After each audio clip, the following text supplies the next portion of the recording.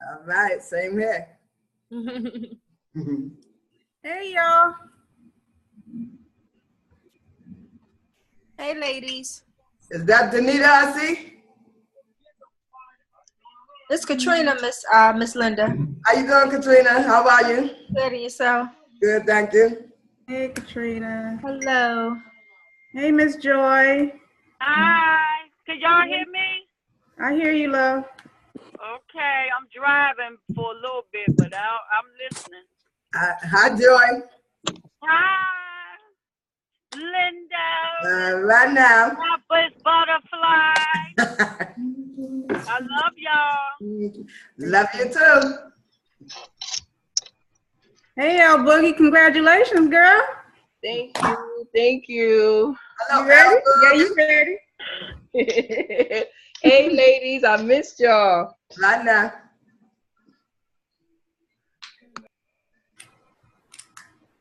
All right, where's Carla? She's having trouble too? So this is Ayana. I'm actually signed in as Carla. She's coming. Oh, hey, Yana. Hey. Hi, Yana. Hey, boy.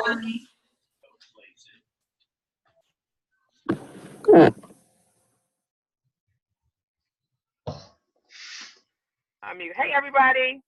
Hello. Hey, everybody. How are you? Getting yourself. Hey, Miss Linda. How are you? How are you? Good, thank you. Awesome. Okay, let me see, because I got to get our guest, because she's struggling. What's up, Roxanne? Hey, how you doing? Where's South Girl? Hey, Zori. Hey, El Boogie. Oh, is it a bug in here? Oh. Hey. Okay, 1 second, y'all. Hold on. Let me just make sure our guest is on. So let me see if I see Keisha. Keisha. Hey, JD. Hey, Katrina. Muted. Okay, hey. Okay, Keisha, hold on. Hey, Carla. Okay, hey, how are you? Yes.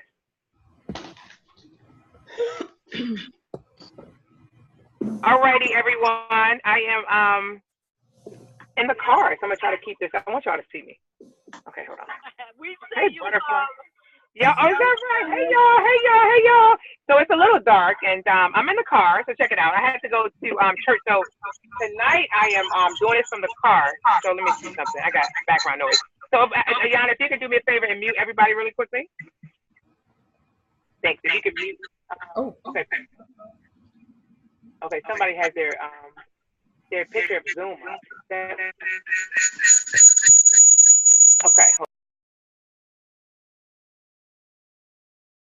A picture of your mic. Have to speak. All right. So, can y'all hear me?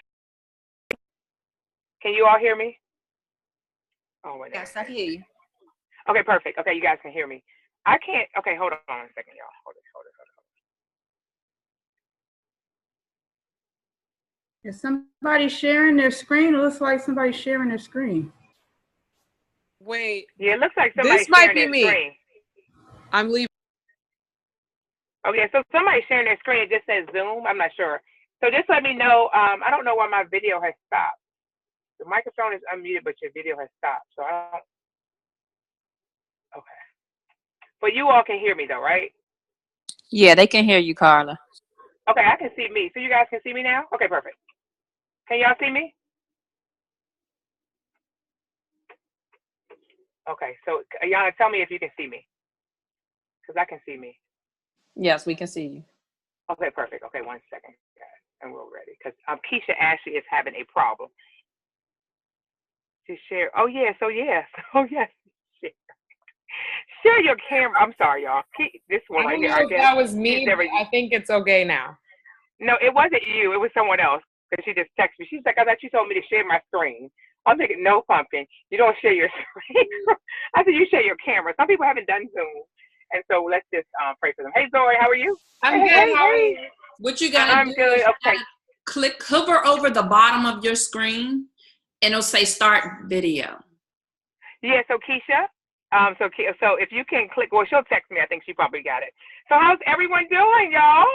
So some people couldn't get on tonight, and I am in my car because I was at church and we had a meeting, and I ran out of the meeting for we're teaching a class. Well, I took a class, and it's called DDS, Developing Dynamic Sisters for Discipleship. So anyway, I took a class that was 10 months.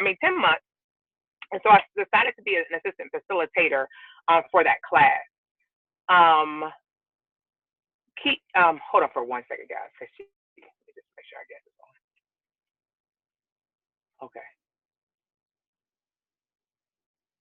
Okay. So if you all, you guys can't text me because I'm gonna cut off the Zoom. All right. So welcome everyone. I know we have some new people on the line, and so I just want to welcome you all and just tell you that this is a great environment. You are going to be inspired, right? You're going to have this group of women, but the thing that's different from here for those of you that took my mastermind is that women are going to constantly be joining, and so you're going to be more people and more women. Some women were sending me information trying to get on today, but I was locked up, so I just looked at the messages, and so we'll have more women joining the organization. As I say, and I'll say this up front, this is a safe environment, right? And so we don't have any gossiping, anything like that. Once that happens, you will be asked to leave the group, because we want this to be a safe environment for women to feel comfortable, to feel confident that they can share, their successes. I mean, really share. Like, look at me now, right? Don't hate. They can share their successes, and they can also have a place where if they are not at the level that they want to achieve, they could have eaten too many cheeseburgers. Their pants could have unbuttoned in the front of, everybody. Like they could have realized that their stomach is now hanging over their pants, right? They could realize that they're going through some depression, and they may want to share that information on this line, in this forum. And so, of course, I'll be continuing to add people into the membership, and people will be able to add. You can, add friends. If there's, of course, an incentive for you all to add friends, you'll get free sessions to the membership. So you want to share this information with people that are, committed, people that are excited about growing, people that are excited about learning, people that are excited to have a group of women in their community, right? A community of women that's going to push them forward. I tell you, I'm involved in a mastermind, and I have some amazing women. I have a couple men that you'll be meeting. And so this is going to be a place. Hey, Joy. This is going to be a place where you can share. Ariana, if you can ask Sophia what she's saying to me, because she's sending me a message and I'm not going to answer it. So this will be a place where you can share whatever you feel. Happy, sad, broke, if you hit the lottery. We promise we won't tell as long as you give us some of them coins. And so this is a place where I want you to feel comfortable. Like, I've done several things. I've done the 21-day challenge. The women loved it. I've done the mastermind that was 6 months, and the women loved it. And so here again, we are with the Women That Win Elite membership. We're going to have a meet and greet. So we always do something that's going to bring the women together here in the DMV. Unfortunately, I think I'm going to go to New York to try to do something with them, but here in the DMV, we're having a meet and greet on Thursday, this upcoming Thursday, for the women that were in the mastermind. Excited about that. Excited about the new women that we have, that's joined this membership. Excited about the women that we're going to have forthcoming for this membership too. And so tonight our topic is the power of a woman. The power of a woman. I'm not going to do introductions tonight for the sake of time, and that we ran into some kind of delays with getting on. But tonight our topic is about the power of a woman. So who wants to tell me, two people, I wanted you to give me your definition of what a power of what does that mean? What does a powerful woman mean to you? And so all you have to do is unmute your particular device so that we can hear you. So who wants to tell me, what is a powerful woman? What does that look like for you? What does that look like?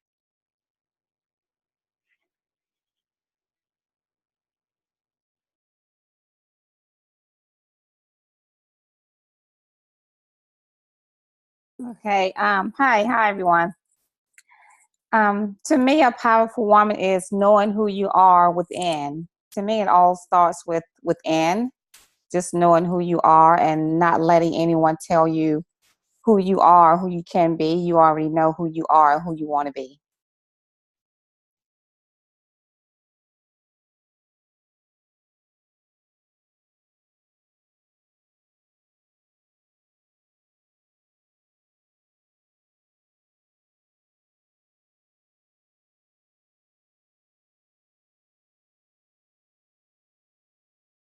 Okay, I think we may have lost Carla. Hold on. We can't hear her. Okay, so no, someone had muted me. Somebody had muted me. Can you guys hear me now? You guys can hear me now? Yep, we can hear you. Okay, yeah. So somebody had muted me.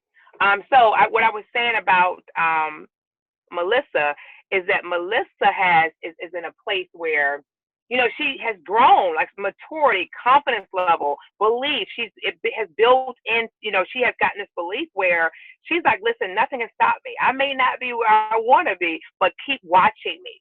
And so really excited to have Melissa here in the mastermind. I tell you, Melissa, that is what a powerful woman is. Just want to take one more definition of what does a powerful woman mean to you. So if you are muted, if you could unmute yourself. Hey, Carla. Hey, LaDanya. Hey, how you doing? I believe a woman is a woman who is very sure of herself. Mm-hmm. She has a very unique calling on her life. Mm-hmm. And as far as being a woman of influence, she has a very big responsibility. We carry a lot. We're very emotional beings. Mm-hmm. And we were designed that way. So the calling on our life, we have a very big responsibility to share of ourselves and lift each other up. So I so appreciate this type of environment, so we can learn a few things from each other and then carry that out in the world, because we need more of it. Yes, exactly. I think that she said something powerful. I think it's our responsibility to lift women up. It's our responsibility to be a leader. It is our responsibility, if we want to be a woman of power, to be influential. It is our responsibility to be, control ourselves as it relates to an emotional roller coaster. How many of us wake up in stress? Like, we don't even know why, but we don't really realize or understand the power that we have within. So I'm going to go over something really quickly with you, and then I'm going to invite our guests. And so when I invite our guests on, she has some great information. She's going to share amazing testimony that she will share with you all. And what's going to happen, we're then going to have questions, the Q&A session at the end. And so prayerfully, she's able to stay on for that. And so we will allow you to ask her any questions. Remember, this is a safe place once you hear from her in just a few minutes. And so I want to talk about really the power of a woman. All right. So most women don't realize as women that we have the power, right? Whatever happens to us in life, every single day, we can decide that we're going to get up, we're going to get dressed, and we're going to show up every day. And we can also decide to do the opposite. We can decide to eat Twinkies. We can decide to get into this depression. We can decide to let other people's opinion affect us or keep us down. We can decide all of those things, right? So most people don't realize, ladies, I want you all to write this down. You have the power. As women, you have the power. Now, it's clear that in many cases, women are not just influencers, in the marketplace. We're influencers at home, in the marketplace, at church, when we go to the grocery store. Like, we have the power to influence people in every area of our life, okay? Every area of our life. The big picture matters. When you think about what does a powerful woman look like, think about the big picture. Women are intuitively great. We're systematic thinkers. We can multitask. We have a lot going on. Like, the reason that men, if you do direct sales, if you're an entrepreneur, or if you work in corporate America, men, they want women to work for them. Why? Because women are great. We have great intuition.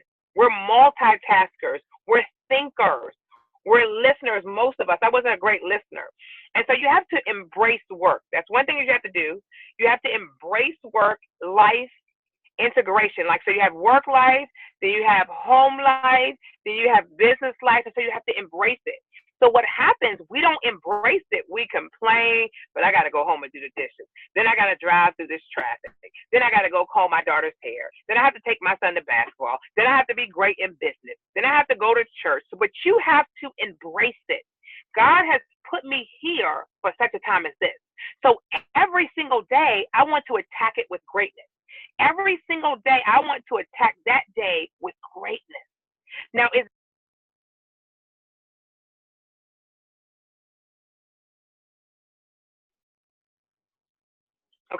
not always going to be great, but every day you want to attack that day with greatness, okay? So what you're going to have to do, you're going to have to make a decision. I have joined a mastermind group, and the reason that I love women to join a mastermind group to hear from other women, LaDanya hit on it. You can learn from each other. I send this out into everybody on this, all of the subscribers today. We are all supporters of one another. We're all encouragers of one another. We're all going to help teach and train each other. All the time, every time we go on this call, we're going to be able to have that person's back. They may be having a financial struggle. They may be having a weight loss struggle. They may be having a relationship struggle. They may be, unsuccessful in their business. They may want to start a new endeavor and really don't know, where to start, what people are going to think. This is a place where you can share the information. We're going to give you the ABCs and the 1, 2, 3s of what we know, and we're also going to bring people that are guests, that are experts, that are certified, that are successful in their own right. And so you're going to hear from so many different people. So what I want you all to write down is the first thing that you can do to be a powerful woman. You have to embrace life, work changes. Like, you got to embrace it, right? Business, beauty, and balance. You got to embrace it. Like, we want to be cute, we want to be successful in business, and we want to have a family life balance. Now, in business and beauty and balance, is it easy? It's not easy. It's so not easy, but we can do it, right? And it gets better, and it gets better, and it gets better. So you want to embrace that. You want to prioritize your self-care, right? You want to prioritize self-care. Sometimes we get so boggled down with everyone else, with the husband, with the boyfriend, with the kids, the grandparents, and all these other things, the cousins and the aunts, that we don't even take time out for ourselves. Hair needs to be done. We've gained excessive weight. We're not sleeping enough. We're breaking out. Like, we have all these issues because of everything going on around us. You have to make a decision that you're going to prioritize, whether that's taking some time, hours out of the week, that may be taking like Saturday morning, like sit down with your family and say, listen, from 10 to 4, it's mommy time, or it's my time, or it's me time. So you have to prioritize self-care, managing people that manage a big career and a big family. Guess what? It takes energy. So if you don't have any energy, you're not going to be successful in business, beauty, and balance, because you're freaking tired, you're irritated, everything annoys you, you don't have no patience. So in order to be a woman of power, like, there's powerful women out here. You're going to hear from one in a few minutes, but in order to embrace it, you have to have energy. So you have to prioritize self-care. It is a must. It is a must. It is a must, right? And the last thing before I turn it over, the last thing that I thought was great, as a segue here into this mastermind, into this membership, is that you have to create connections wherever you go. You have to create connections. So some people here are brand new to this organization, brand new to this membership. So we're going to meet a lot of you all. I want to take like different segments of people that may know each other and new people to give you an opportunity next week, at the end of the month, to share, who you are. And we're going to have an assignment that's going to be Facebook Live in this particular group. So I'll just tell you all that before I give you the last one. Well, that was the last one. Create connections whenever you can. We're going to talk about ourselves on Facebook Live, but in this group. So this is going to help with a lot of things, right? So some of us may know each other, but you still want to give a description of yourself. It's going to be 1 minute, at least minimum 1 minute. And I want you to tell us, how you are going to be a powerful woman, or how you're currently a powerful woman. It's going to go in this particular Facebook. It is the Women That Win Elite membership. You're going to put in this group. You can do it tonight, you can do it tomorrow, but you're going to say, hey, my name is Carla Watson, and I believe right now I am a powerful woman, and this is why I believe it. This is my background, and this is where I'm going. This is why I'm looking forward to this membership. So my name is Carla Watson. Okay, I believe I'm a powerful woman, or I believe, listen, I'm on my way, right, to going from good to great. I'm on my way to being that woman of power. This is where I feel now. I'm really not feeling it. My confidence is not where it is, but I joined this mastermind to do just that, to learn from other women, to hear other life experiences, and to build my belief level and my confidence in myself. Okay, so your video will go like that. All right? Any questions on those 3 points? So the first point was, you want to embrace your work life, which is business, beauty, and balance. Okay. The second point was you want to prioritize self-care. And the third point was you want to create connections. This is going to be a great opportunity to connect with other women, because there are going to be a lot of different women that come into the organization. So you're going to be able to meet them when they join. I'll make sure that you do an introduction. So that may be something. If you're looking for a job, you may find one here. If you're looking for a referral, if you're looking for a CPA, if you're looking for a financial advisor, if you're looking for an entrepreneur, if you're looking for a single mom, if you're looking for a marital mom, divorced mom, they're all here. And so that is where you're going to be able to create great connections. All right. Any questions on anything that I said tonight before I introduce our guest for the evening? No questions? The only person I can see is LaDanya. So LaDanya say no questions, right? Okay, so shake your head, LaDanya, if we don't have a question. Okay, no questions. Okay, perfect. All right, so tonight, ladies, I have the pleasure of introducing one of my girlfriends that is on the line. I've met her in direct sales organization. I've seen her from afar, watched her.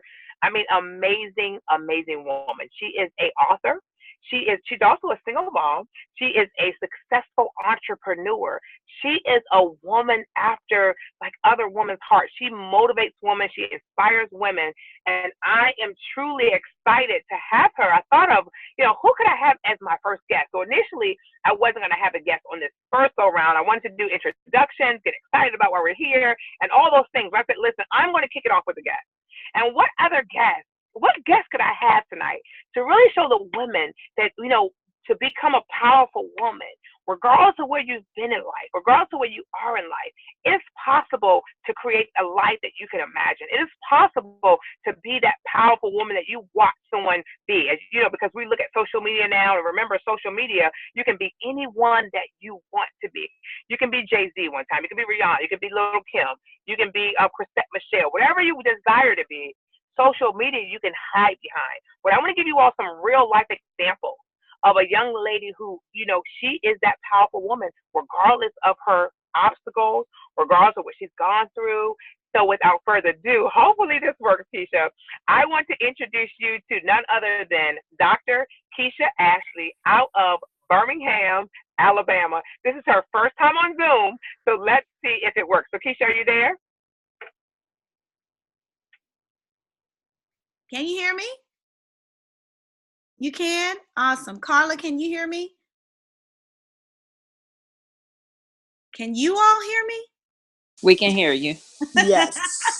Awesome. Well, I want to thank Carla for inviting me on the call tonight. I definitely appreciate her for trusting me to share with you guys. Carla, I can't hear you, so if there's something that you want me to touch upon, text me because I have my cell phone beside me. But we are here braving Hurricane Irma.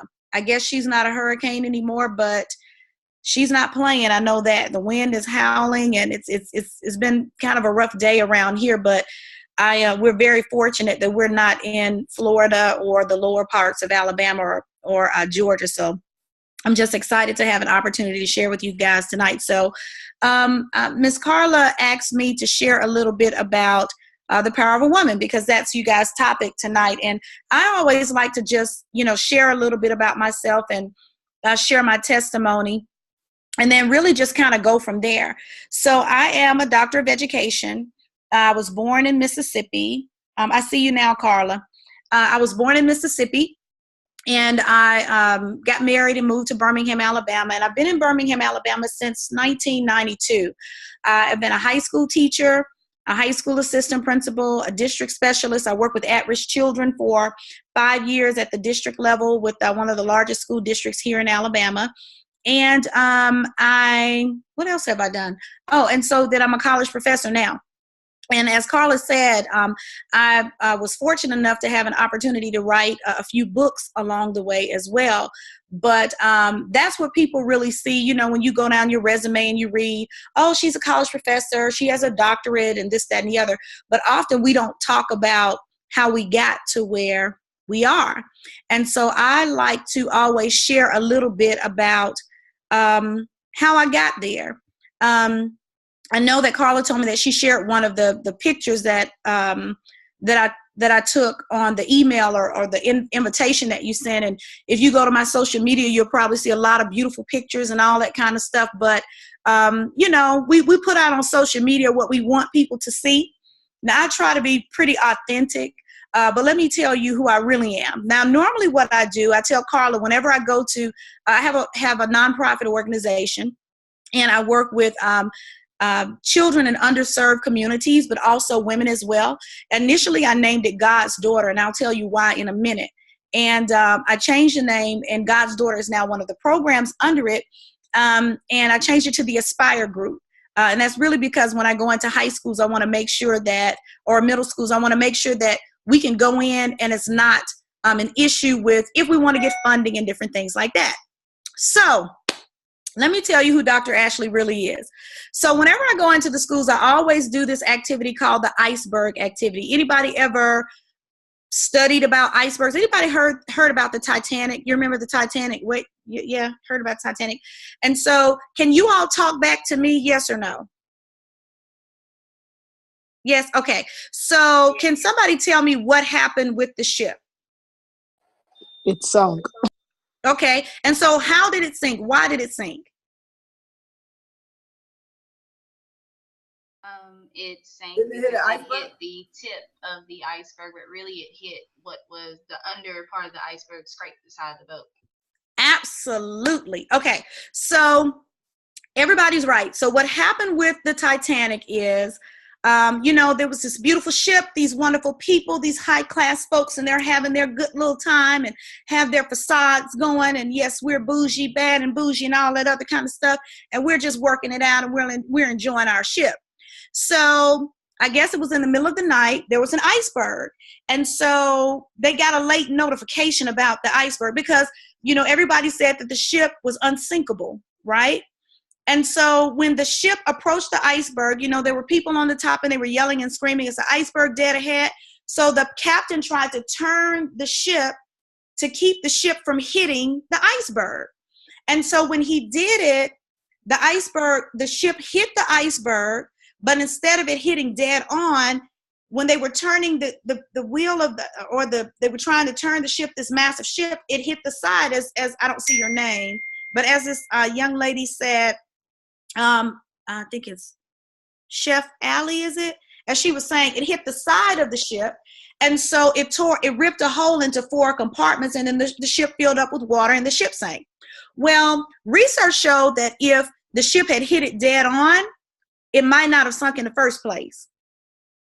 You all get that? If it hit it dead on, it might not have sunk in the first place.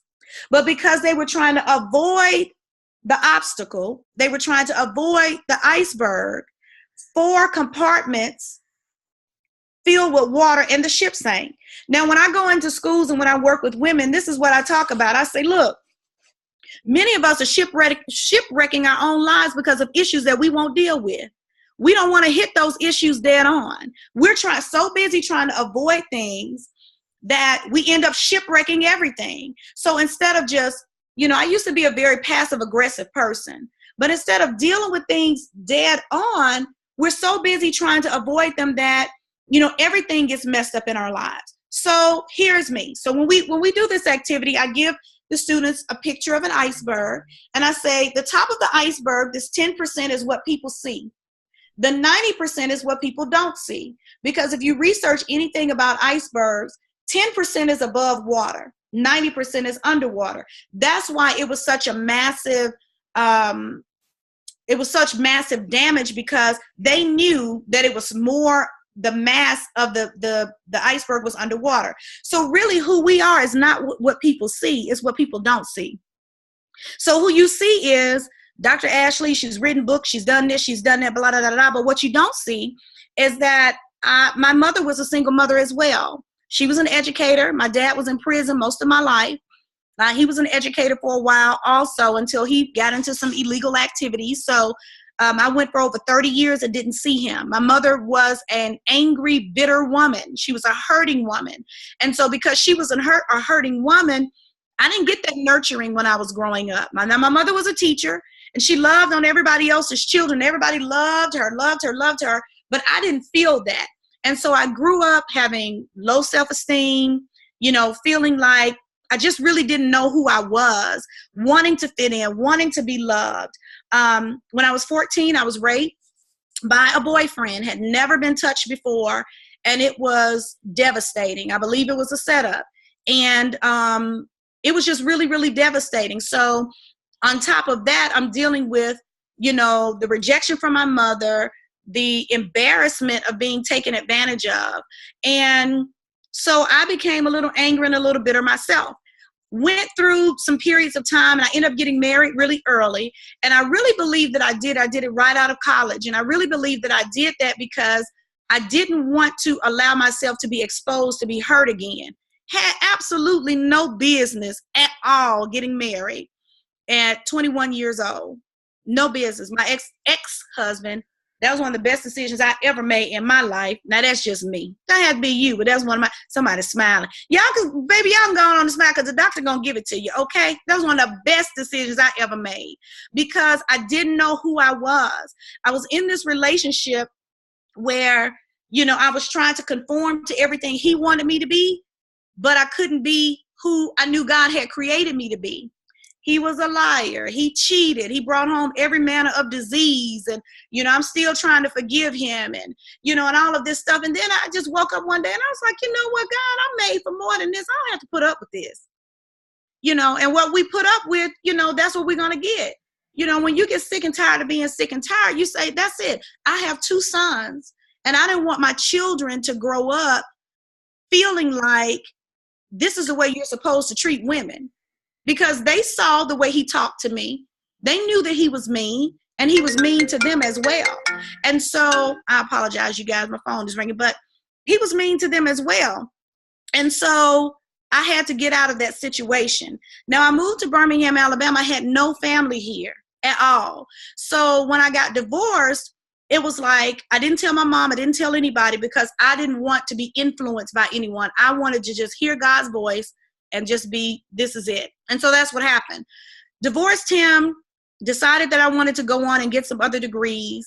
I went on and I had babysitters. I took my kids to class with me when I got my EDS and my doctorate degree because I just knew that it was something that I was supposed to do.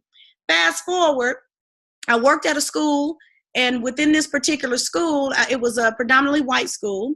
Nothing against that. I've worked in predominantly black schools for many, many years. But God gave me a word, and the word was, you need to watch your principal because your principal's intimidated by you, and something's coming. I see God said 3 months, something's coming up with your job.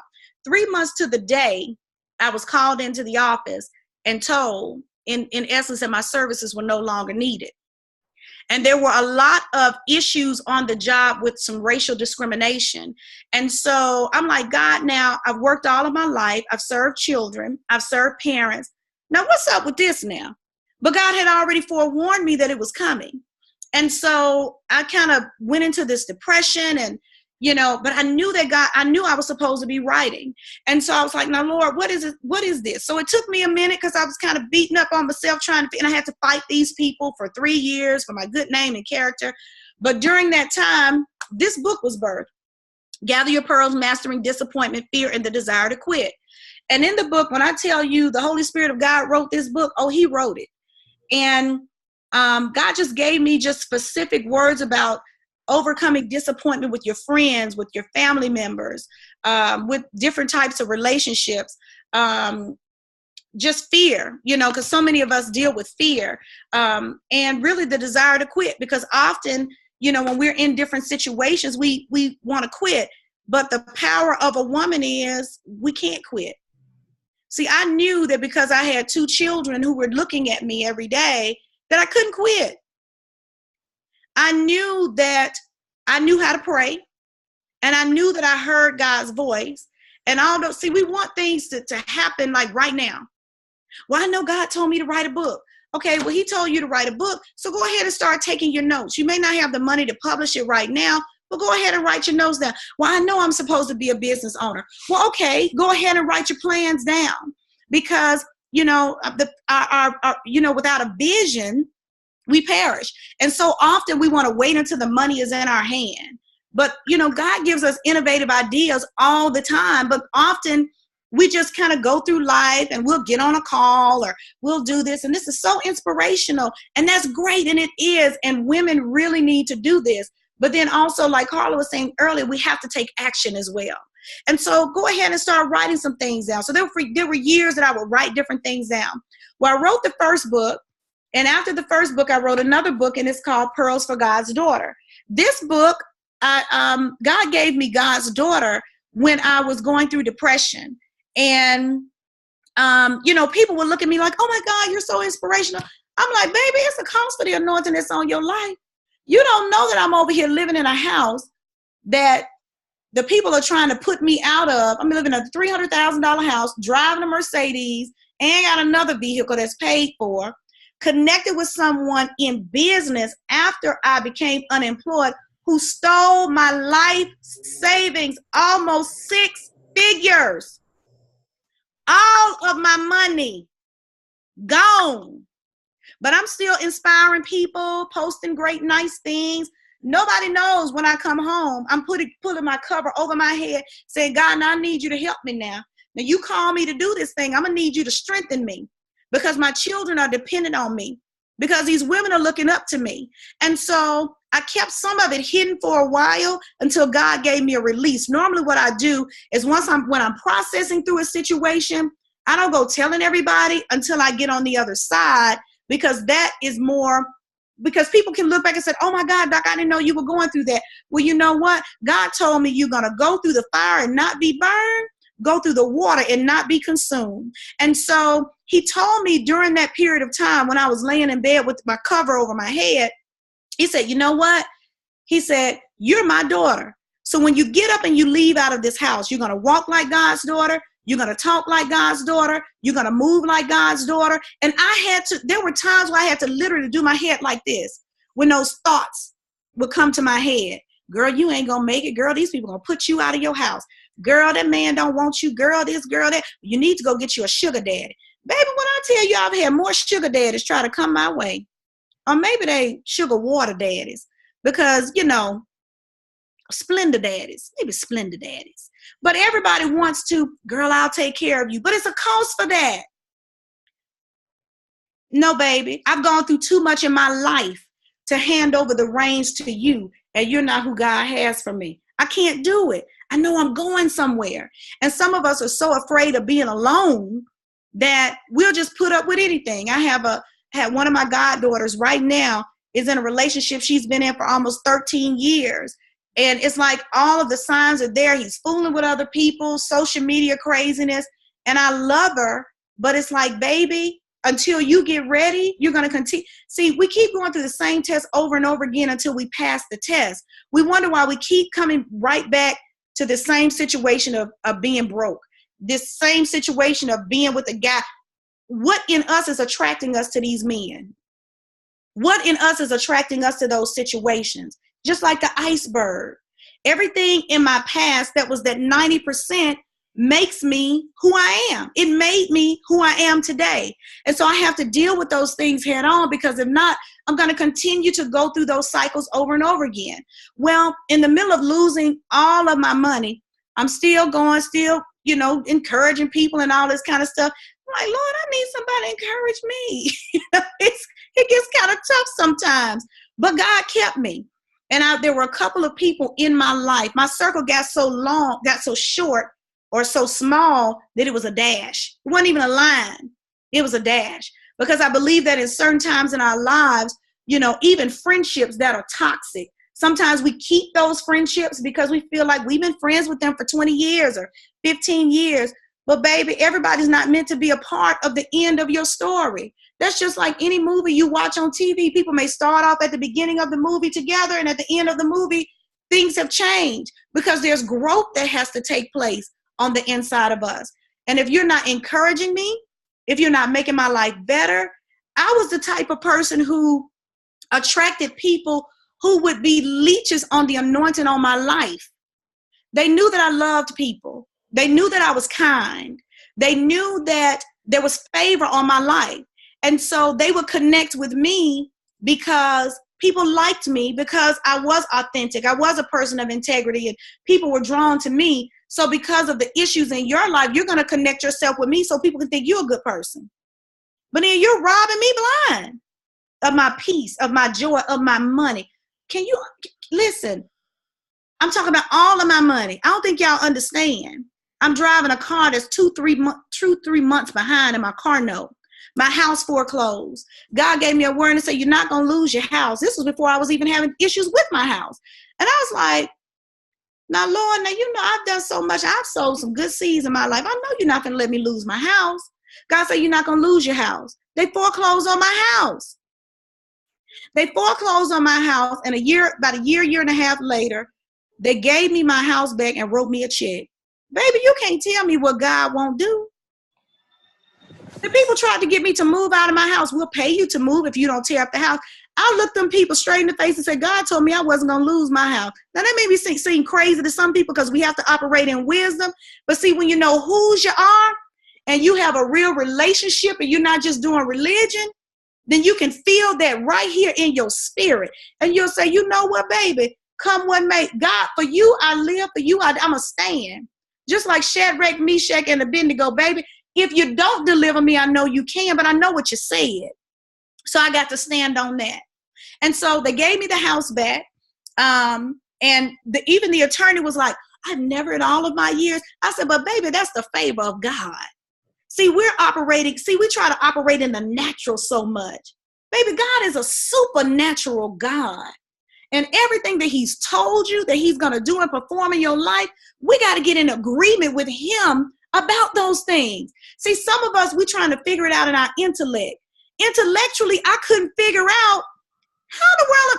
Now, these people told me to get out. They told me, you guys to go. It was a leap of faith. It was a bold move to say, I ain't going nowhere. You have to come put me out. I said, I got too much to lose. I have children who are looking at me. Now, you mean to tell me I went to school and took my kids with me? I've lost all of my, God, really? Now, I'm not saying that God won't allow us to do, because see, God knew I could take it. He knew I wasn't going to deny him. He knew I was going to stand. Even now, I was telling Carla, there are a couple of people in my life. God is so good to me. And I've been able to, I always try to treat people the way I want to be treated, even in those times of hurt and of despair. And it's hard sometimes, but I believe that that's really when you get blessed. I've been fortunate to come to teach some people along the way. I taught Ruben Stutter 10th grade English. Ruben actually wrote the foreword for this book. He'll message me today and say, Miss Ash, can you make me a cake? I'd be like, okay, babe, I'll make you a cake, but you really need to stop eating cakes for a minute. But anyway, I love him. So I have another former student who I wrote about in this book. And to look at him, you would never even think. But I would always be, everybody dumps on him. So I've always been the person that he would come and dump on me. He lives in LA. Miss Ashley, when I come to town, I'm going to come and see you. Miss Ashley, okay, baby. He would come to town. We'd go eat lunch. He'll dump all of his problems on me. I know his mom and his dad and everybody. Dump all his problems. So his father passed away, and he came home, and he said, Miss Ashley, I'm so sorry. I'm not able to see you this time. You know, my dad passed. He said, I was going to try to see you. He said, but how about this? How about you come to LA for a couple of days on me? So I'm looking like, now he'd never been inappropriate, but baby, I can't go to LA and get stuck with this boy and be trying to fight him off now. But God gave me a word and said, you're supposed to go. Two different women of God. One said, he going to put something in your hand. I said, well, he's already put something in my hand because it's going to cost. He told me on Thursday to come to LA on Monday. His assistant called me and booked a ticket that was over $1,000 for me to come to LA. When I get to LA, he puts me up in a penthouse suite of the W Hotel overlooking the Hollywood sign in Beverly Hills. We go to eat. And baby, when I tell you, I don't care what it looked like today. We don't know what God has in store for us tomorrow. The boy treated me like a queen. He said, Miss Ashley, God told me to bless you. We went to the bank one day because I was there for 3 days. He said, Miss Ashley, take this up to the counter. Do this, do this. I go and take it up. I said, boy, I know how to. I'm older than you. Take it up to a counter. It was a check written out to me for $10,000. $10,000.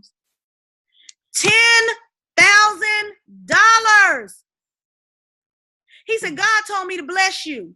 He said, you're always blessing other people. You're always lifting up and encouraging other people. He said, God told me to give this to you. He said, and anytime God speaks, now listen, to look at this boy, he wears blue t-shirts, blue jeans, jogging pants every day.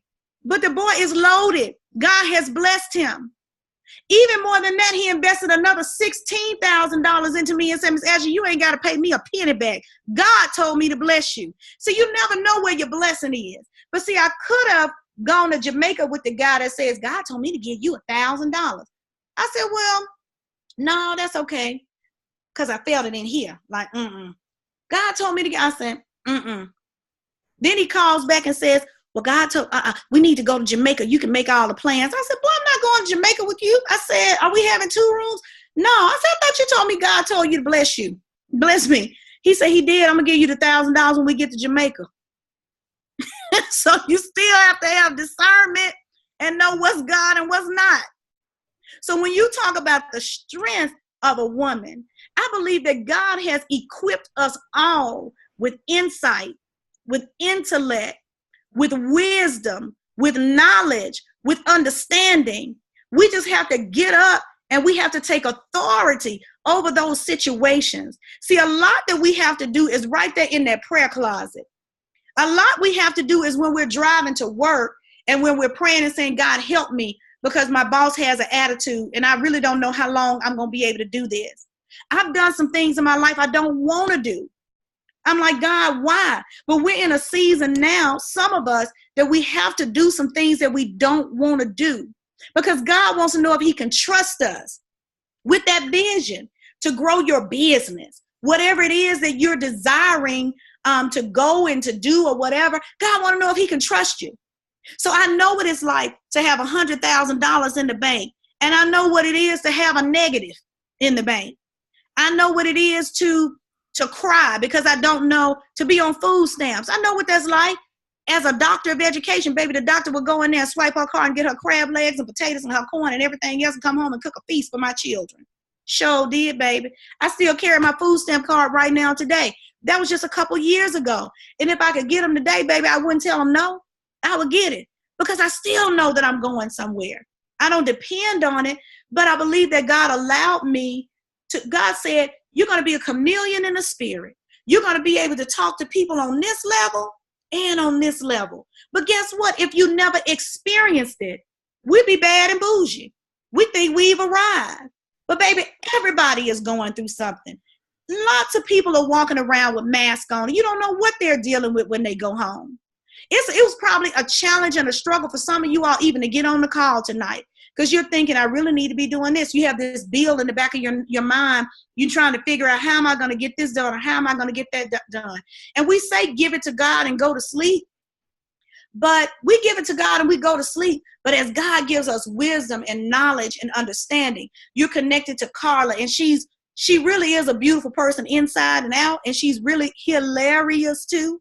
So he drops nuggets in her spirit to drop to you all, the other people who will be coming on the calls, and even you all learning from each other. See, so often we don't want to be real.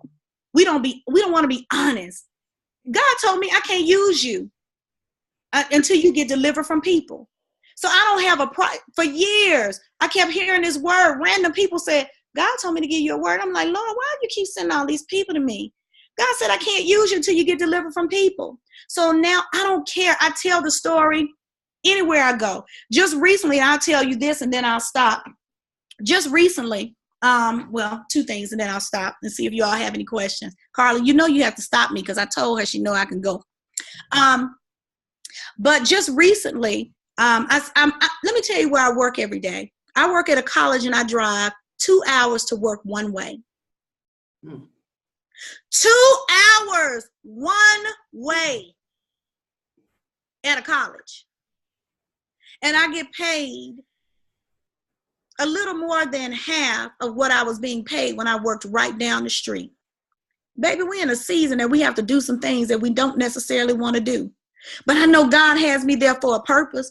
Some of my students have been texting me since I've been on the phone. Dr. Ashley, you good? Dr. Ashley, you coming up here tomorrow? Are we having class? You all right? You know, we want to make sure everything is good. I've had students to rearrange their entire schedules because they say you are the best class we've ever had. They rearrange their entire schedule.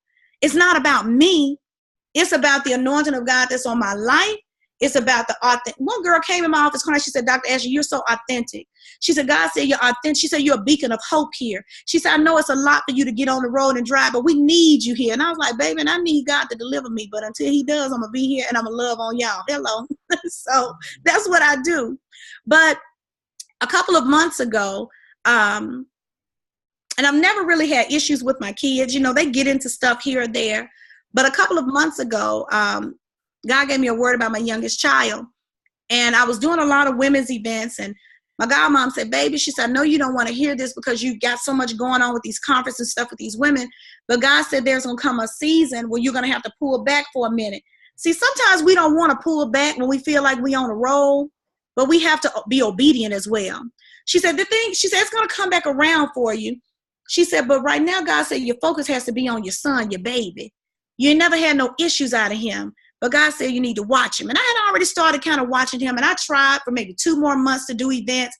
And God just kept dealing with me. So I pulled back. I started going into the schools and mentoring kids once a week. But I stopped doing the big women's events. And I was like, now, Lord, I know you called me to do this stuff. But timing is everything. So I pulled back. And I started kind of watching my son. Very long story made short. My son ended up connecting with this young man he had been friends with since the 5th grade.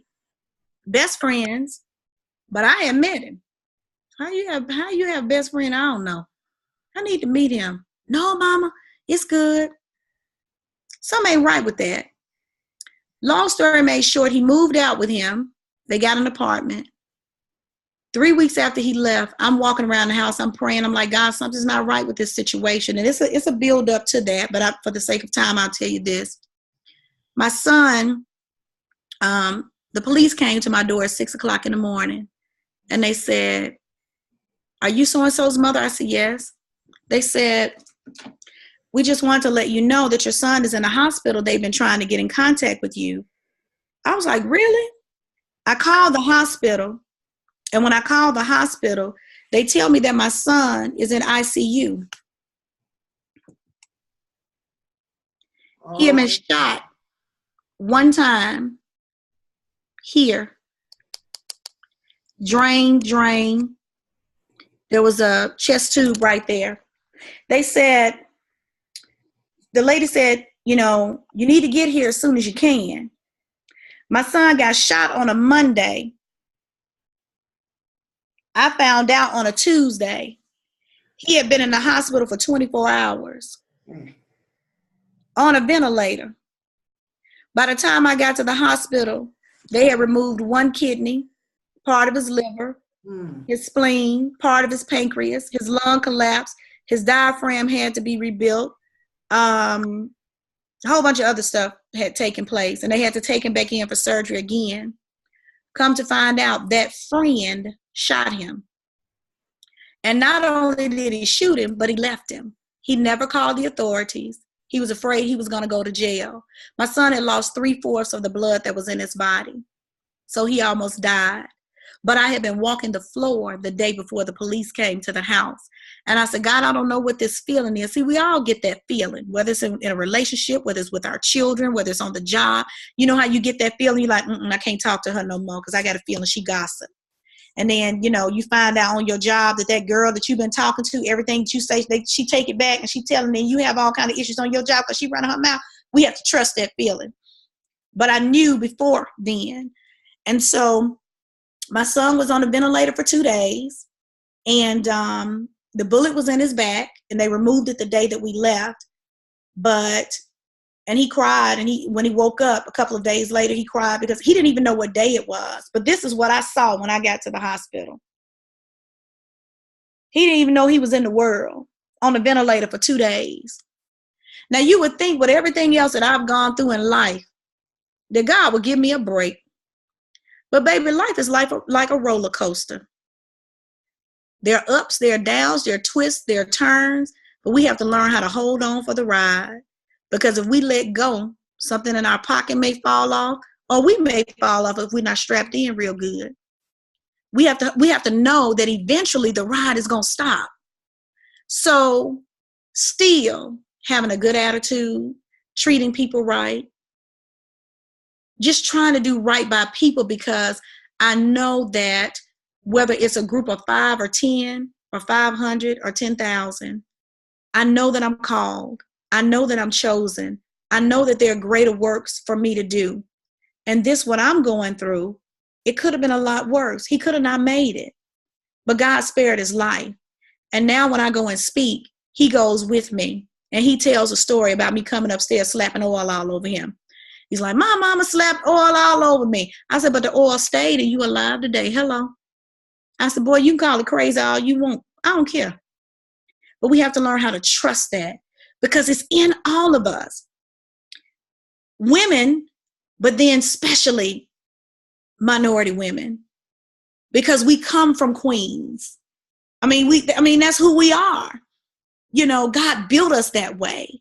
And so we have to believe in ourselves, believe in our purpose, believe, figure out who we are, not who somebody tells us that we are, but who we are, and balance our emotions and not be on that emotional roller coaster. We set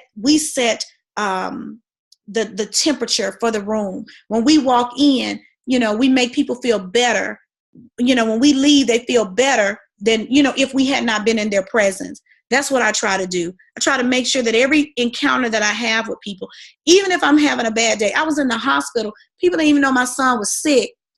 They were calling for advice. They were calling for prayer. And I would step out of his room and I would pray or whatever, because I knew God had it, because see, the warning came before the destruction. So I had to trust God on that thing. There's some things we can't do nothing about it, no way. So we got to trust God. We can't do nothing about it. So what are we worrying about it for?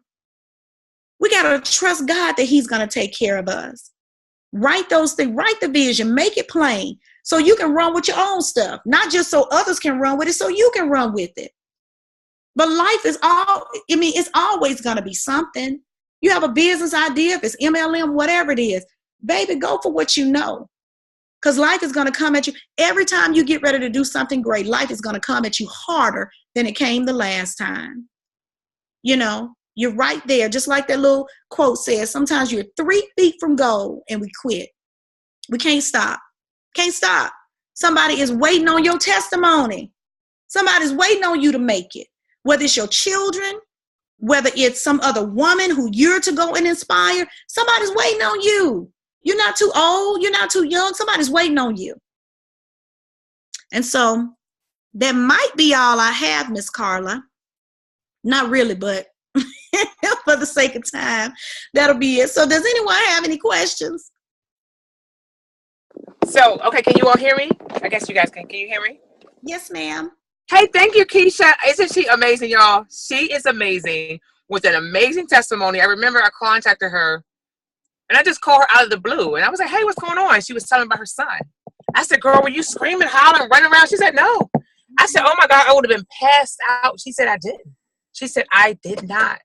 And that's strong faith, right? And so she said a lot of things that I was excited about, but I'll wait and let you all ask her any questions. So we're going to keep it muted. But if you have questions, just unmute yourself like we always do. For those that were have been in groups with me before, everyone's muted.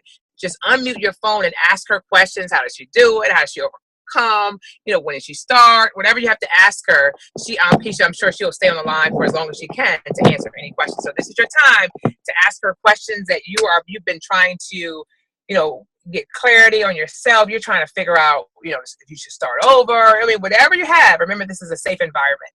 And I love that she said first, she talked about how she had to rid herself of people before things begin to happen.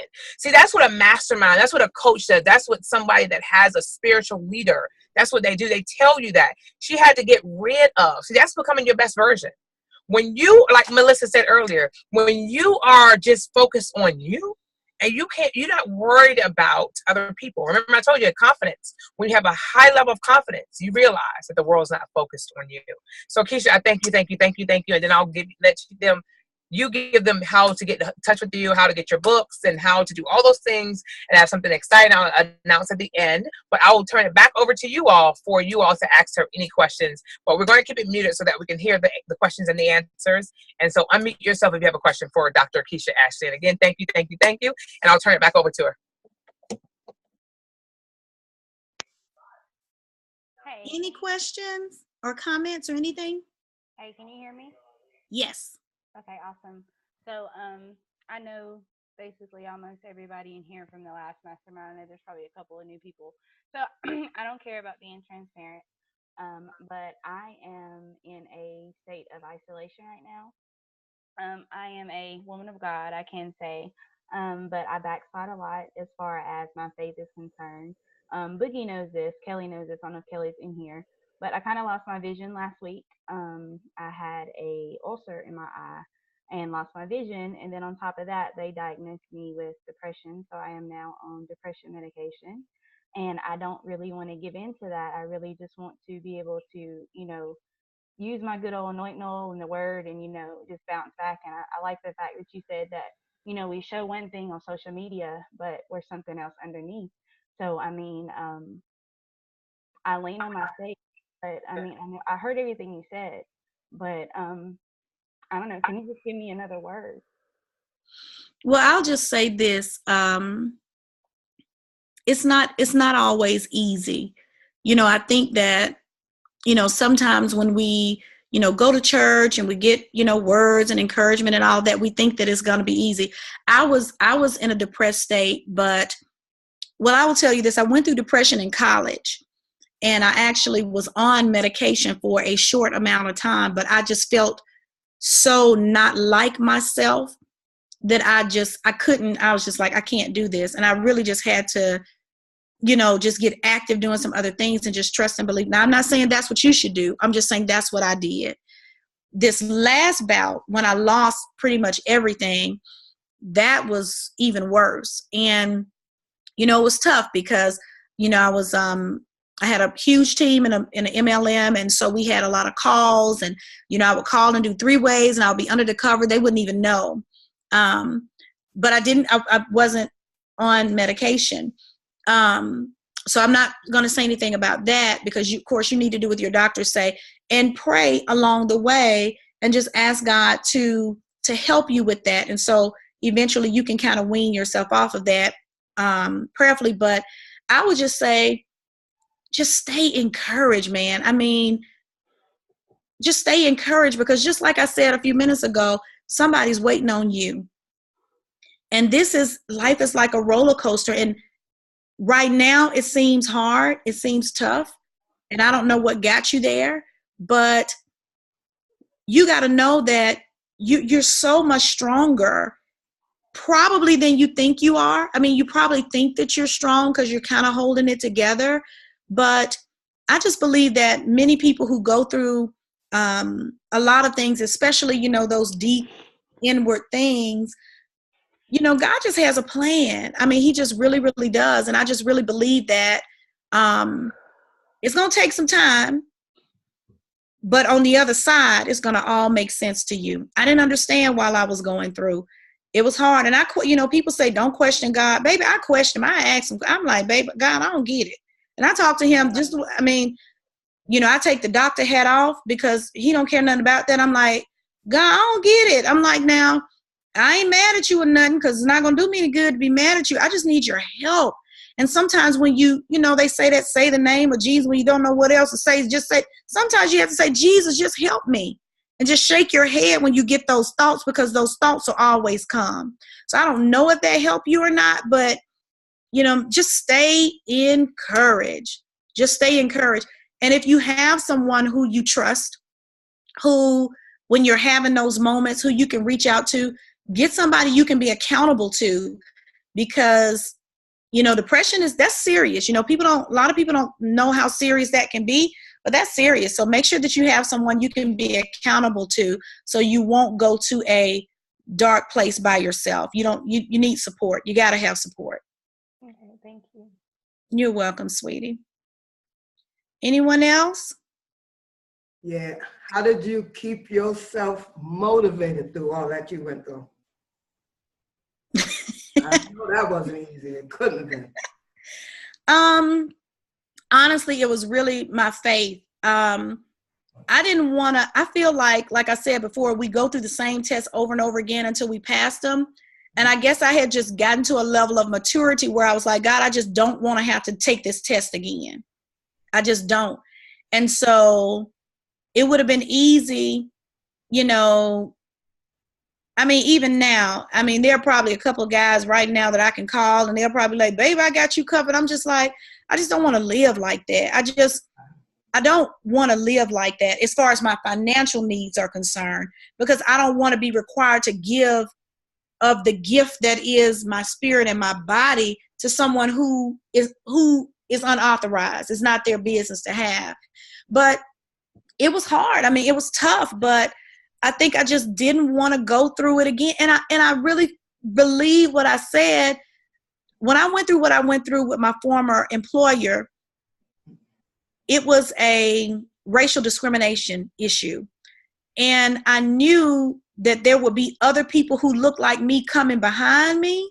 And if I quit, and I'm talking about no money in the bank, negative in the bank, and I knew that I knew they were trying to break me. But I declared and decreed every time I thought of it, you'll never forget the name Dr. Keisha Ashley. You will never forget the name. You will never, I mean, I used to have to say, you'll never forget. And baby, when I tell you, when they had to write that check, they'll never forget the name Dr. Keisha Ashley, ever. And now they've had to hire more minorities. But if I had quit, that would not have, it would have set me back, and it would have set the people who came behind me back too. So, you know, sometimes we just have to hold it in the road for our own peace of mind and sanity. But I just knew that there were other people. I mean, and immediately after that thing was over, they just started hiring minorities. They had to, because that was part of what I required, you know, part of the settlement was, you got to hire some more people who look like us because we're not represented. And because you did that to me, now you got to pay in this way. So it was hard. It was hard, but, you know, I thought about my kids a lot. You know, everybody doesn't have children, but I thought about my kids, and I thought about, you know, really just think, if I'm going to tell y'all the truth. If it hadn't been for my kids, I probably would have contemplated just sleeping my way on out of here. I mean, I was that down. It was like, God, if I could just take some pills and just not wake up.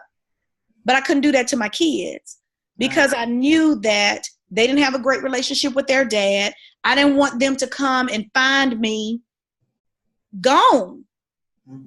So that was really, honestly, one of the biggest motivations. I couldn't do that to my kids. And that's just the truth.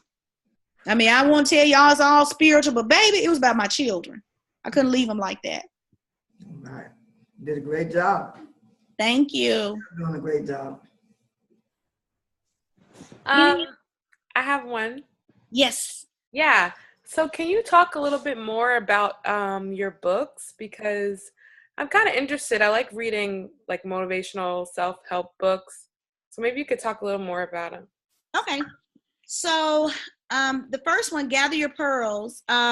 Like I said, it's a book about mastering disappointment, fear, and the desire to quit. And so I actually got the idea from this. Well, I won't say idea, but the inspiration from this book. I had a dream about a woman with some pearls. Now I'm an AKA, but it's not an AKA dream, I promise. So I had this dream, and in the dream, I saw this lady, and she was just carrying this basket with all of these pearls. And so she went and she put them down like on a counter or something like that, and the pearls just started to spill everywhere. And so it's like she panicked, and she got on her hands and knees, and she was trying to gather them back up. And it was like the scene switched to like a busy street. And so she was trying to get the pearl, and then people were walking on them, they were stepping on them, they were kicking them. It was like New York or something, Chicago. They had their head straight ahead. They were focused on their business. They were not thinking about her pearls. And so then it kind of switched to this, like the scripture scene with the mud pit and the pearls and the swine. And so I woke up and I started researching how pearls are formed. Do you all know how pearls are formed? Yes? No? Not really, but... Oh, let me tell you. This got me. So pearls are formed because of an irritant that gets inside of a clam. So it can be a grain of sand. It could be a piece of the shell. And when that irritant gets in there, the clam secretes a chemical substance to protect itself. And then over time, it becomes a pearl. And so God began to deal with me about the irritants of life. and how we think the irritants of life are meant to, destroy us. And we're just, trying to protect ourselves. But over time, if we stay in the process and don't buck against it, then it can become something beautiful. Life can become beautiful and of great value. And so that's pretty much what the book is. I guess that's where I got the inspiration for that one. And so in this book, I write about how family matters, friends, relationships, the fear of rejection, the fear of change, the new normal, never quit the whispers. Because I went to a conference and I got a chance to see Oprah, and Oprah was talking about whispers, how, first it comes as a pebble, how God will give us a pebble. And, and then, we'll hear these whispers, but often we ignore them. And so I talk about the whispers. And then never quit is it's not personal, it's business. And so in this section, I talk about stop sharing your pearls with the wrong people. I did want to share this, so I'm glad you asked this. And so I talked about the haters and how haters can't find happiness with other people when they succeed. It's a couple paragraphs about that. The haters, the spectators, the perpetrators, the hibernators, the competitors. These are people who we need to avoid. When you think about hibernators, they're like bears. They're going to hide while you're working and while you're developing yourself. And then once you have, gotten all your berries and gather all your stuff together, then they wake up and they're ready to eat. No, baby, if you're not a part of the process, you can't be a part of the feast. Sorry, we're not going to roll like that. Perpetrators, those are people who have those rocks in their hands and they throw the rock and they hide their hands. Spectators, people who's on the sideline want to call the play, but they don't want to get in the game. It's like, I had to tell my mom yesterday when I was telling Carla I went to see her. She was like, I told you not. I said, Mom, you can't tell me what to do no more. I'm 50, almost 50 years old. And you 70. Well, I'm 70. I said, well, I'm here. Because she had an accident and she didn't want me to come and check on her. But I went to check on her. Be quiet, Mama. Stop trying to call plays. I'm in the game. You hush. So, of course, the haters as well. But the people who we need to be connected with are the respirators, those who breathe life into us, like Carla, the motivators, the accelerators, those people who can take us on a faster pace, fast track, elevators, because, of course, elevators go up and down. But, of course, if you're connected with the right people, then you can, get to those higher levels. Just make sure that you're not staying on the elevator too long, getting off on the floors you don't have any business. And so that book, and the last chapter is about mastering the power of forgiveness, because forgiveness is really key. I had to forgive the person who violated me. I had to forgive my dad for not being around, and my mother for not being warm and caring towards me. And that doesn't mean you always give people access when you forgive them now, but it's for us, so that you can be at peace. And so that's the first book. Now, the second book, I won't go as in depth, but it's basically about purpose, about really knowing who you are and walking in purposes. It's Pearls for God's Daughter, embracing the winner within you. And so the first chapter talks about who am I? Because we got to know who we are. I talk about character, how important character is, and the Proverbs 31 woman. As far as purpose goes, for the second chapter, what you're passionate about versus your position.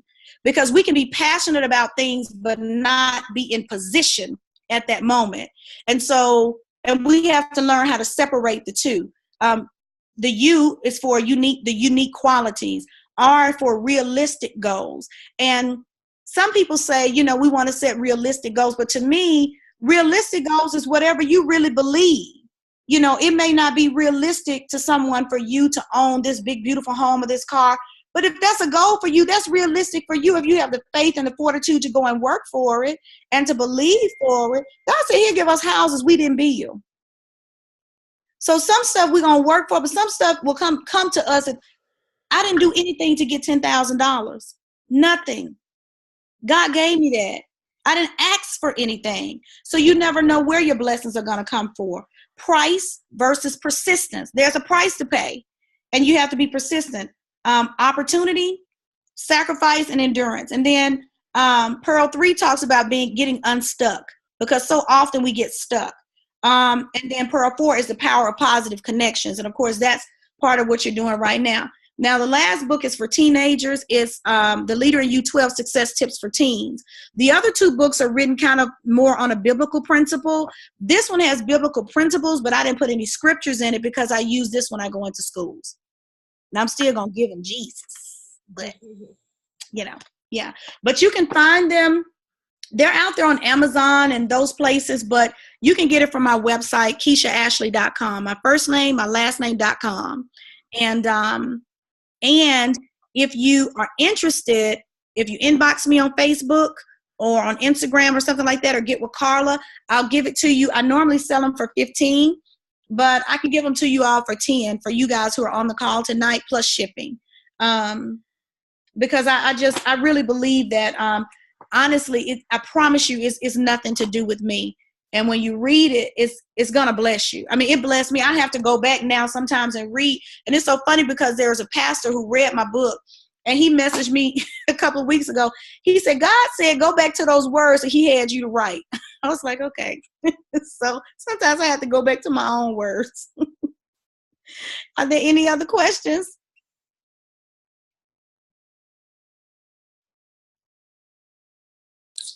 Hey, Dr. Ashley, how are you?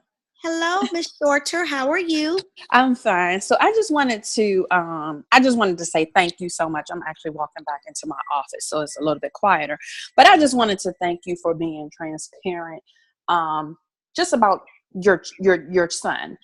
Carla knows, but not many know that I've had a lot of challenges with my daughter throughout high school, throughout her moving into adulthood, and just sitting here and seeing you just gave me validation that I am moving on the right path, and I am doing what I'm supposed to be doing. So I just wanted to thank you for that, because there are times, like you said, you do get discouraged because you're like, well, what am I doing wrong? You know, I'm doing everything right, but why does everything keep happening wrong? So I just wanted to say thank you for that transparency, because sometimes people make like, you know, you can't have challenges with your children, you know, when you're this successful person or things like that. And I was kind of contemplating, like, you know, I was just feeling some kind of way. So I just wanted to thank you for that. God gave you that. And like you said, somebody was waiting on you, and it was me. It was me. I was waiting on you.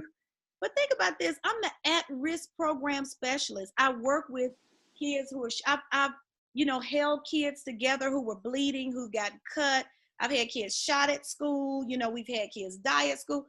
I'm the one who does all that. And then my kid gets connected with somebody who's out there hitting licks.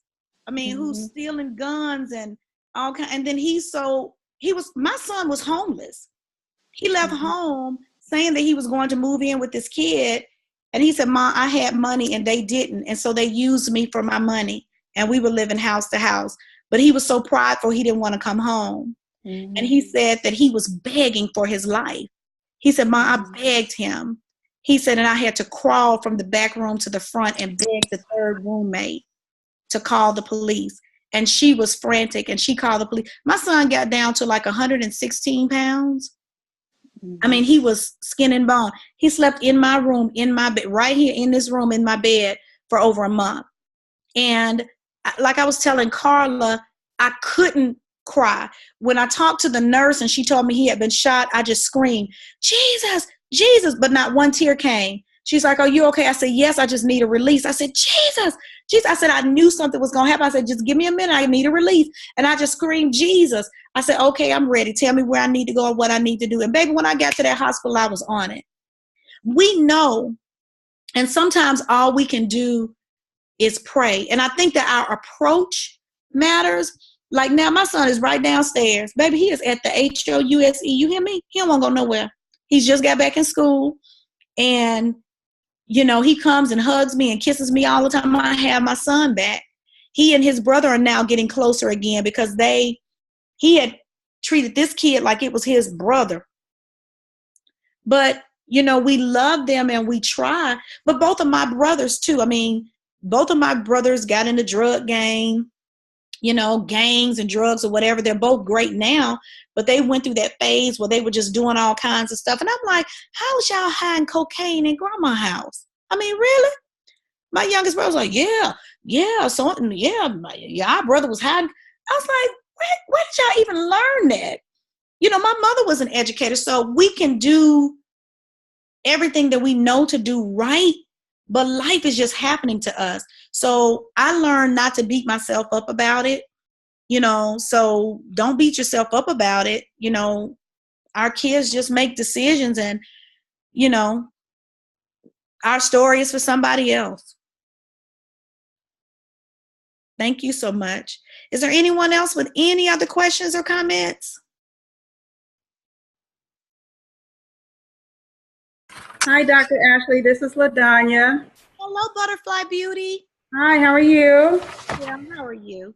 Thank you. I just want to say it's a pleasure meeting you, and thank you for sharing and being so transparent with your story and with yourself. You have inspired me so much this evening. I believe all of us, we was very in tune to what you were saying. So it struck home, and because I can relate to your story. Like you said, we all have the little iceberg, and my iceberg really hasn't been told to a lot of people. So you have really inspired me to keep moving it forward, because I am also in the process of writing the book. I'm pushing myself forward to do that. So you have really gave me some encouraging words throughout your story to share my story as well. Because it's very difficult to try to pour yourself into other people and then hope that they will get something and get some value out of it. And, so you just want to bless other people, because like you say, it's not about me. It's about other people. It's about blessing other people. And so I like the part when you said how you just have to leave people better than where they were before.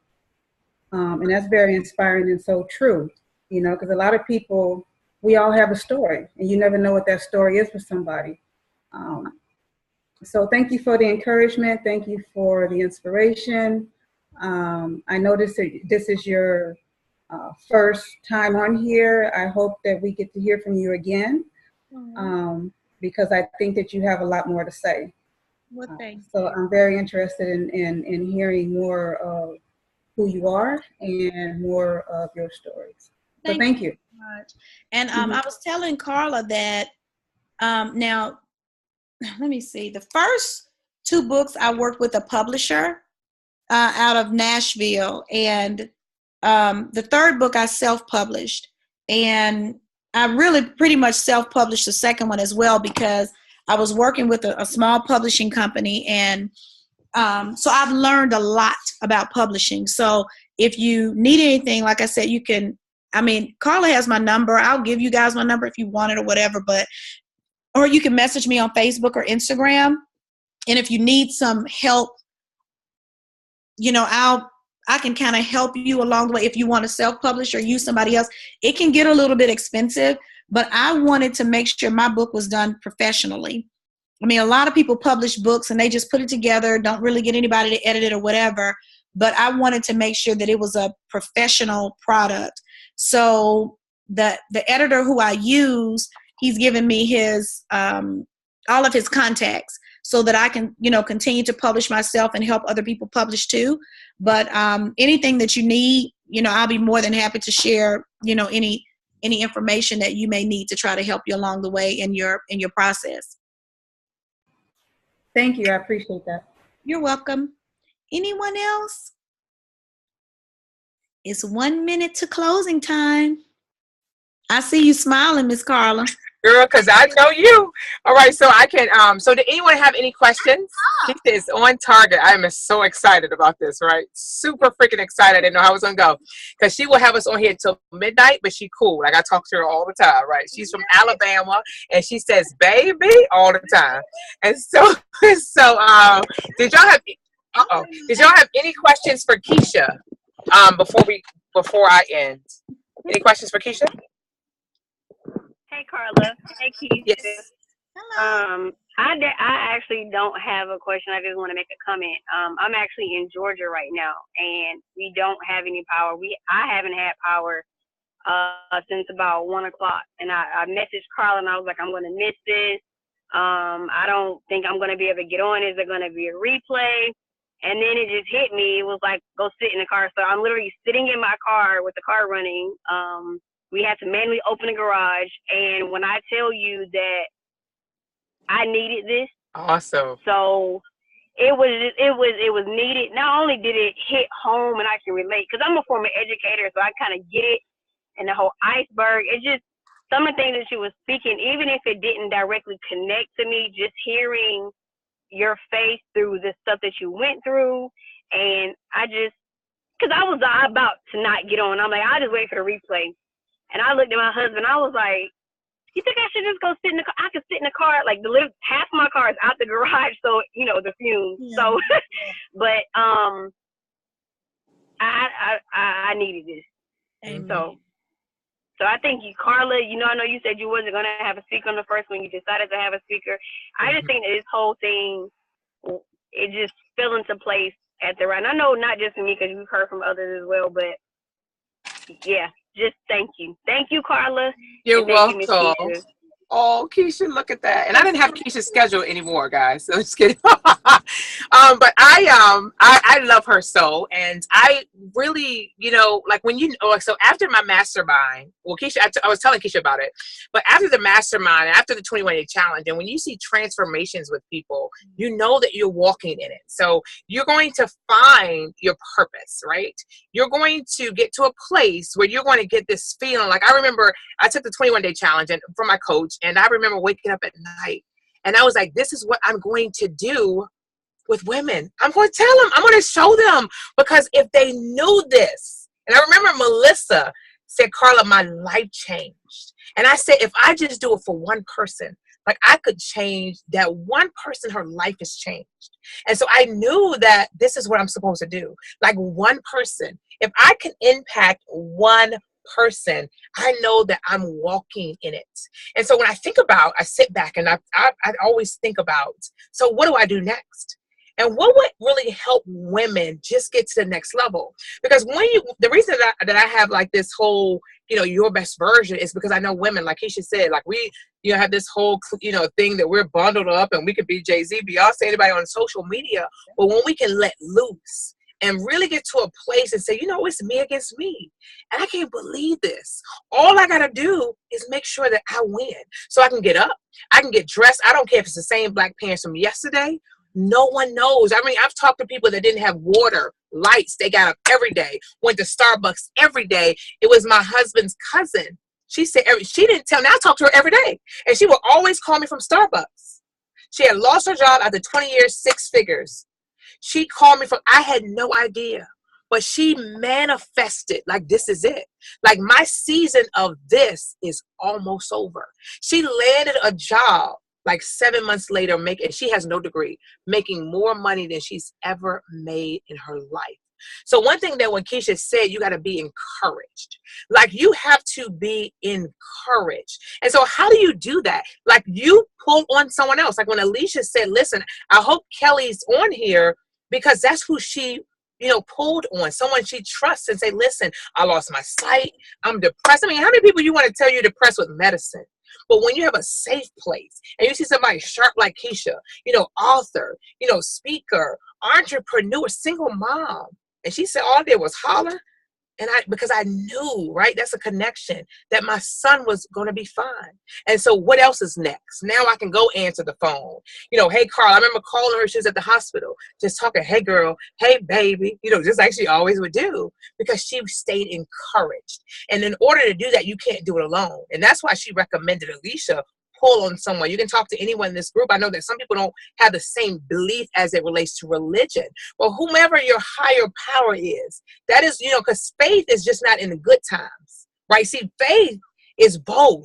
You got good times and you got to pull on that thing in bad times, and you got to walk it out like it was a good time. You have to speak out things so that they begin to manifest. And so when I was thinking about what am I going to do next? How am I going to kick off? Because I am like a person of almost, what is it? Excellence, right? And so I liked everything, not timely, Nakia, but excellence, right? I like everything to be done in excellence, as you know what I'm talking about. And I didn't freaking forget about you yesterday. So I like everything to be done in excellence. And so I thought, what could I do? Then I thought about the mastermind, because when I thought about the membership, when I was doing the mastermind, I had so many people asking me if they can join. I know some of the ladies here, they bonded, and so I said I'm going to do it later. And so then I thought about teaching confidence. And so come up soon, I think I'm going to push it to the first week in November. Confidence, because when you have confidence, it can take you anywhere in the world. Basic principles. We all know, Keisha told you, you see this young lady, she's all these things that she was, and she made it through.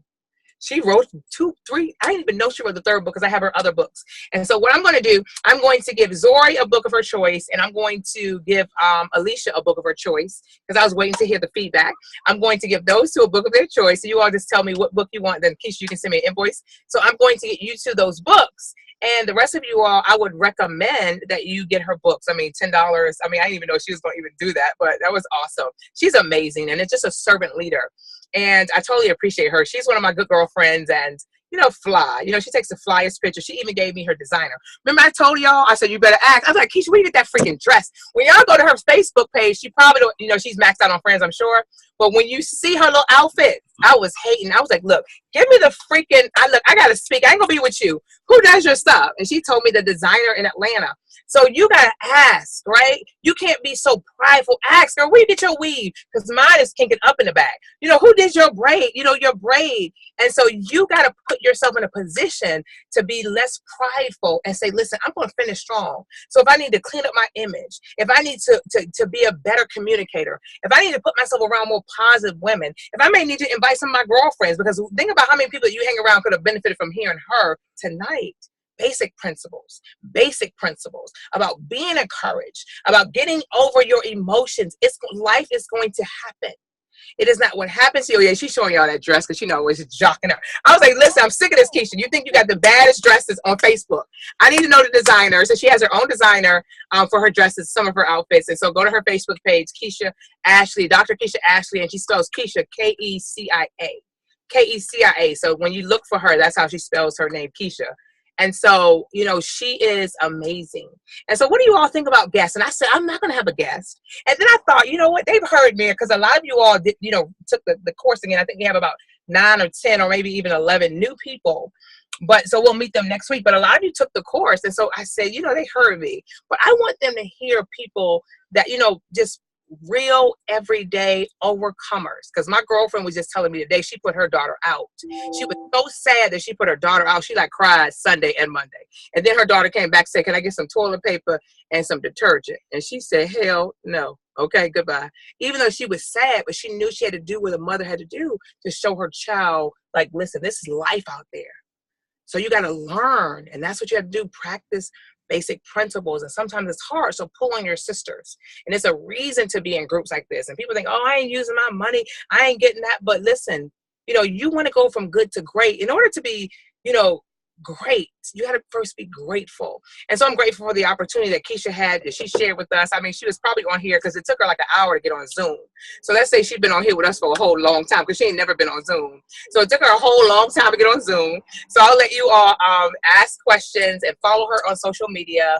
And I think she's maxed out on friends. I'm sure she is. But follow her on Instagram. You can follow her on Instagram. She has, I'm sure there's room on Instagram. And ask her who her designers are. She's in Birmingham, Alabama. So again, Keisha, I want to thank you. And I don't know if anybody, I'll let it open for one more question before we close down. One question? One more question? Going once? Twice? Y'all don't have no more questions? 3 times? All right, that's it. Listen, so we are back here. I believe the last Wednesday, I'm going to say the date. I think it's the 23rd, but you all know because I sent an email out. Make sure, I think Keisha, tell them one more time how to get your books, because people are texting me how to purchase your books. So if you can tell me that, that'll be great. They can get, well, if they want the $10 price, they probably need to inbox me on Facebook. But they can go to my website, KeishaAshley.com. Okay, yeah.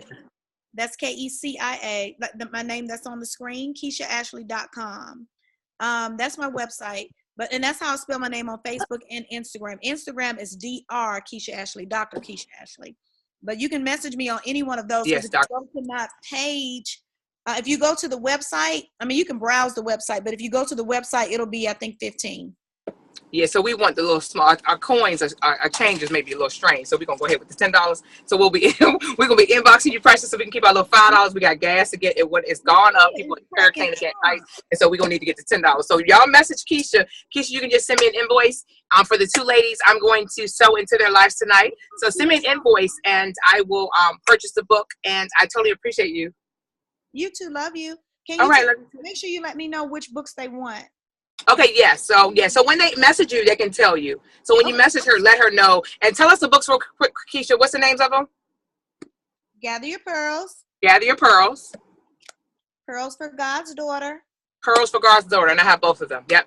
And the teenage book. okay, I'm gonna get that one. I don't have that one. Okay, perfect. All right, thank you. Love you, Keisha, and I'll see if she can come back again in the near future. We're excited to have her, and that's it. Y'all can go to bed or wherever y'all want to go. I'm sorry. Did you already give the special announcement? No, yeah, I was gonna give away your books, but when they asked the question, yeah, I was gonna give you. Yeah, it's not that you're back on here next week and nothing like that. So we're moving on. But we totally appreciate you coming to us live from Birmingham, Alabama. But you can't monopolize all of the sessions. We have so many amazing guests, but you are one of them, and you went first. And so imagine that, the very first one to hit our membership, and we totally appreciate you. And I'll give you a call, and totally appreciate you jumping on first time on Zoom. You had your cornrows straight. Cool. Boom. Just like that. So I thank you all, and I will see you all later. And don't forget, on Facebook, in this group, you're going to tell us about yourself. Why the mastermind? Tell us why, my name is whatever. I believe I am a powerful woman because, or I believe I'm on my way to becoming that powerful woman based on boom, right? So less than 2 minutes, a minute or so is all we need in the Facebook group, privately, only here, because if you share it on your page, you're going to be like, okay, yeah, she's really going left. So share it only in the Facebook group of the women that win elite membership. You all have an amazing, amazing evening. Hey, Lindria, she made it, right? So Lindria, we were both in our cars. I was at church too, so Lindria made it. And so I'll talk to you all soon. And you can give me your feedback from tonight. Keisha won't see it, so if you don't like her, let me know. We won't have her back. And I'm just kidding. Just put it in the group. Just about how you like the guests. And so I can, tailor it that way. And so you guys have a great night, and I'll talk to you soon. Bye-bye. Thank you. Good night. You're welcome. Good night. Good night.